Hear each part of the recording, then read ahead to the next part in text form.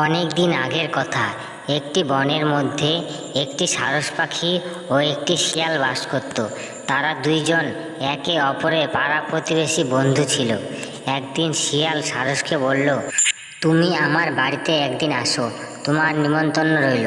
সারস বলল, ঠিক আছে, তুমি আমার এত কাছের বন্ধু, তুমি নিমন্ত্রণ করবে আর আমি যাব না, এটা কোনোদিন হয়? শিয়াল বলল, ঠিক আছে, তুমি তাহলে কাল আসো আমাদের বাড়িতে। সারস বলল, ঠিক আছে। পরের দিন সারস শিয়ালের বাড়িতে এসে উপস্থিত হলো। তারপর সারস বলল, আমি এসেছি তোমার নিমন্ত্রণে বন্ধু। তারপর শিয়াল বলল, আমি তোমার জন্য সব রেডি করে রেখেছি, দাঁড়াও নিয়ে আসছি। তারপর সারসের জন্য সে খাবার আনতে গেল। তারপর সারসের জন্য খাবার সামনে এসে দিল থালা। শিয়াল তো মহান আনন্দে সে থালায় চেটে চেটে খেতে লাগলো। সারসের তো লম্বা ঠোঁট দিয়ে সে খাবার খেতে পারছিল না, সে শিয়ালকে কিছু বলতে পারছিল না। তারপর শিয়াল জিজ্ঞাসা করলো যে, খাবারটা কেমন হয়েছে? সারস বলল, ভালো হয়েছে।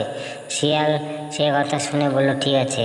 তারপর সারস শিয়ালকে পরের দিন তার বাড়িতে খাওয়ার নিমন্ত্রণ করলো। শিয়াল তারপর বলল, ঠিক আছে, আমি যাব। তারপরের দিন শিয়াল সারসের বাড়িতে গেল। তারপর তার সামনে দুটি কুঁজো ছিল, কুঁজোর মধ্যে তার খাবার দিল। শিয়াল তো খাবার খেতে পারছিল না, সারস তো ঠোঁট দিয়ে লুকিয়ে সে অনায়াসে খাবার খাচ্ছিল। শিয়াল সারসকে বলল, তুমি ডেকে এনে আমাকে অপমান করছো। তারপর সারস বলল, কাল যে তুমি আমাকে অপমান করলে সেটা ভুলে গেছো? শিয়াল তারপর কিছু না বলতে পেরে চুপচাপ রইল। তারপরে সারস বলল যে, তুমি আমাকে যে অপমানটা করেছো সেই অপমানটারই প্রতিশোধ নিলাম আজকে। বন্ধুরা, গল্পটি থেকে তোমরা কি শিখলে? যারা পাজি লোক তাদের সাথে খারাপই হয় সবসময়। বন্ধুরা, আমার চ্যানেলটিকে যারা এখনও সাবস্ক্রাইব করনি, প্লিজ সাবস্ক্রাইব করে চ্যানেলটির পাশে থেকো।